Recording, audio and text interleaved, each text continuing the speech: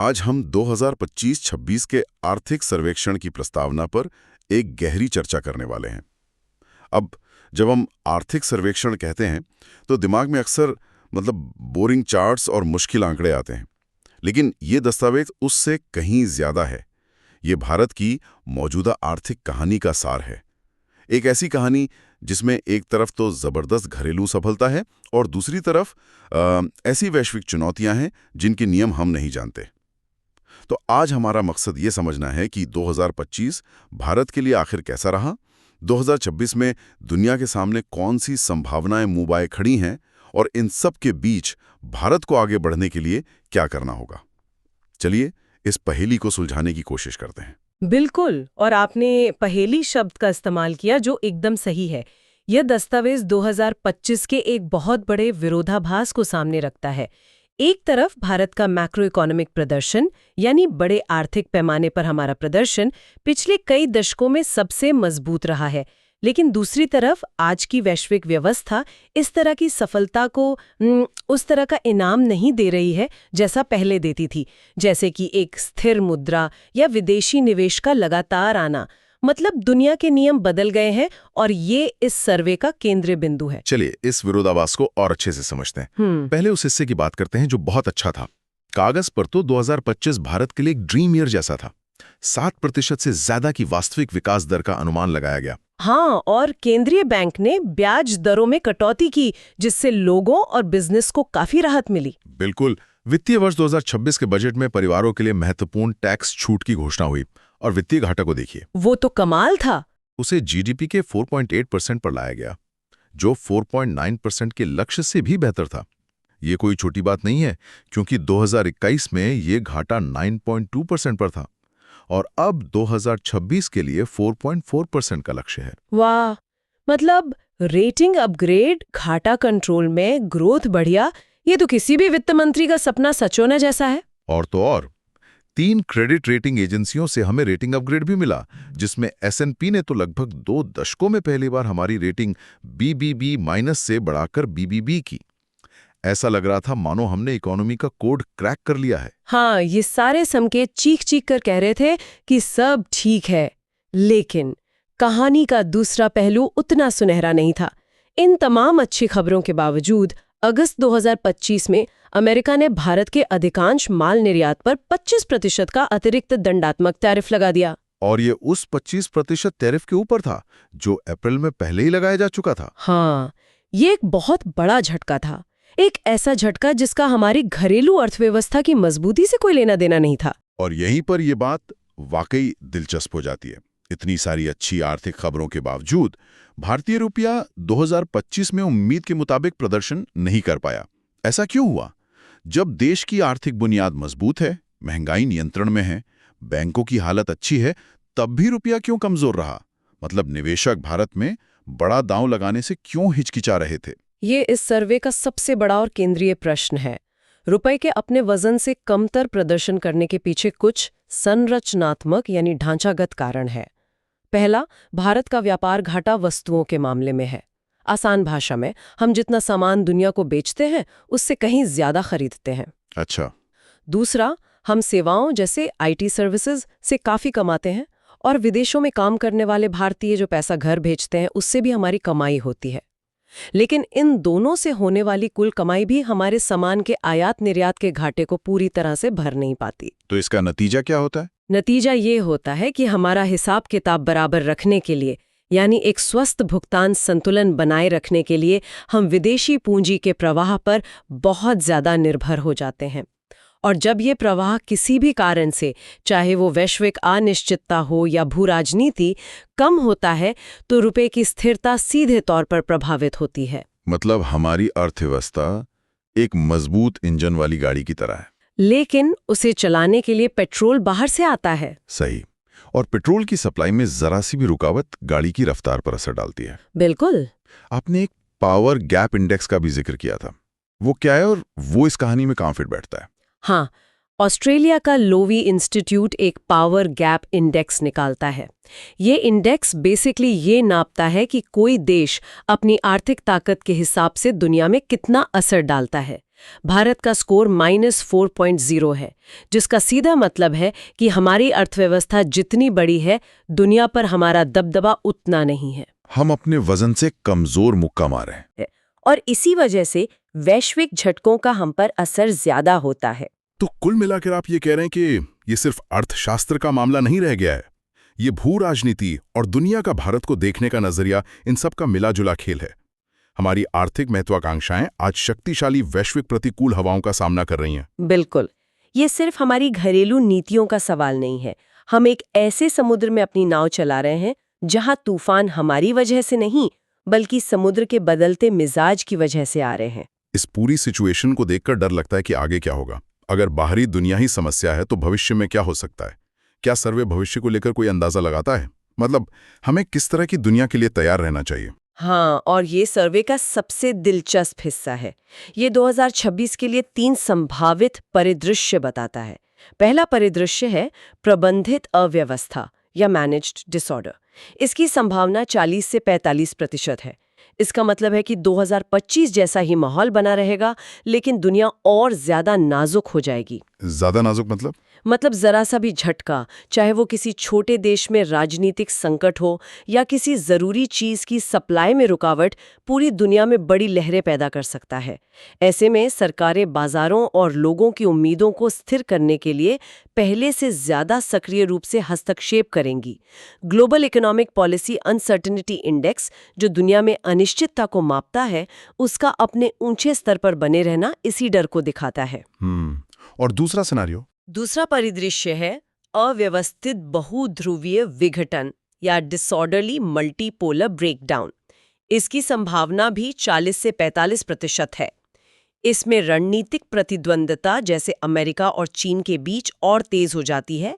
व्यापार को एक हथियार के रूप में जबरदस्ती इस्तेमाल किया जाता है, जैसा हमने भारत पर लगे टैरिफ के मामले में देखा। सही। आपूर्ति श्रृंखलाओं यानी सप्लाई चेन्स पर राजनीतिक दबाव बढ़ता है कि आप उस देश से सामान मत खरीदो, इस देश में फैक्ट्री लगाओ। ऐसे में देशों को अपनी स्वायत्तता, विकास और स्थिरता के बीच बहुत कठिन चुनाव करने पड़ते हैं। ब्रेकडाउन दोनों की संभावना 40-45% बताई गई है। ये तो लगभग एक ही सिक्के के दो पहलू लग रहे हैं। इनमें असल फर्क क्या है? बहुत अच्छा सवाल है। फर्क प्रबंधन का है, मैनेजमेंट का। पहले परिदृश्य में यानी मैनेज डिसऑर्डर में बड़ी ताकतें और संस्थाएं कोशिश करती हैं कि चीजें हाथ से ना निकलें। वो हस्तक्षेप करती हैं, बातचीत करती हैं और किसी तरह सिस्टम को ढहने से बचाए रखती हैं। अच्छा। लेकिन दूसरे परिदृश्य में यानी डिसऑर्डरली ब्रेकडाउन में ये प्रबंधन टूट जाता है। देश अपने अपने हितों को सबसे ऊपर रखते हैं और वैश्विक नियमों की परवाह नहीं करते। ये एक तरह से जंगल राज की स्थिति की ओर बढ़ना है, जहां हर कोई सिर्फ अपनी सोचता है। समझ गया। और तीसरा परिदृश्य, जो सुनने में सबसे ज्यादा डरावना लगता है? हाँ, तीसरा परिदृश्य है प्रणालीगत आघात का झरना या सिस्टेमिक शॉक कैस्केड। इसे ऐसे समझिए कि एक मुसीबत दूसरी को जन्म देती है और देखते ही देखते पूरा सिस्टम ताश के पत्तों की तरह ढह जाता है। बाप रे। इसकी संभावना 10 से 20% है, सबसे कम, लेकिन ये सबसे ज्यादा खतरनाक है। इसमें वित्तीय, तकनीकी और भू राजनीतिक तनाव एक दूसरे को कम करने के बजाय बढ़ाने लगते हैं। सर्वे में एआई इंफ्रास्ट्रक्चर में हो रहे भारी भरकम निवेश से जुड़े वित्तीय जोखिमों का खास जिक्र है। टेक कंपनियों ने अपनी बैलेंस शीट से $120 अरब से ज्यादा इस पर खर्च किए हैं। आईबीएम के सीईओ ने भी एलएलएम आधारित एआई की अर्थनीति पर सवाल उठाए हैं। अगर यहाँ कोई बड़ा बुलबुला फूटता है तो इसके परिणाम 2008 के वैश्विक वित्तीय संकट से भी बदतर हो सकते हैं। ये तो वाकई चिंताजनक है। इन तीनों परिदृश्यों में, चाहे वो किसी तरह मैनेज हो या पूरी तरह बिगड़ जाए या फिर कोई बड़ा संकट आ जाए, भारत की स्थिति क्या है? क्या हम इन तूफानों से सुरक्षित हैं? देखिए, तुलनात्मक रूप से देखें तो भारत अपने बड़े घरेलू बाजार, मजबूत विदेशी मुद्रा भंडार और अपनी रणनीतिक स्वायत्तता के कारण ज्यादातर देशों से बेहतर स्थिति में है। हमारा बड़ा घरेलू बाजार हमें बाहरी झटकों से कुछ हद तक बचाता है। लेकिन इन तीनों परिदृश्यों में एक आम जोखिम है, और वो है विदेशी पूंजी के प्रवाह में बाधा और उसका सीधा असर रुपए पर पड़ना। हर परिदृश्य में सिर्फ इस असर की तीव्रता और अवधि अलग अलग होगी। कोई भी परिदृश्य हमें इस बुनियादी कमजोरी से पूरी तरह नहीं बचाता।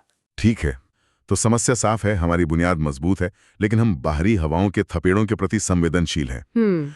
तो सर्वे इसका समाधान क्या सुझाता है? इसमें एक दिलचस्प बात कही गई है, एक ही समय में मैराथन और स्प्रिंट दौड़ना। इसका क्या मतलब है? ये तो सुनने में ही थका देने वाला लगता है। हाँ, ये सुनने में थका देने वाला है और करने में और भी ज्यादा मुश्किल। इसका मतलब है कि भारत को 2 काम एक साथ पूरी ताकत से करने होंगे। एक है स्प्रिंट, यानी छोटी दौड़, जिसमें हमें घरेलू विकास को अधिकतम करना है ताकि हमारी आंतरिक शक्ति बढ़े। और दूसरा है मैराथन, यानी लंबी दौड़, जिसमें हमें बाहरी झटकों को सहने की अपनी क्षमता को लगातार बढ़ाना है। ये सिर्फ एक काम पर ध्यान केंद्रित करने का समय नहीं है। अच्छा, बड़ा है, ये शानदार है। बिल्कुल। लेकिन सर्वे साफ कहता है कि स्थायी मुद्रा स्थिरता के लिए ये काफी नहीं है।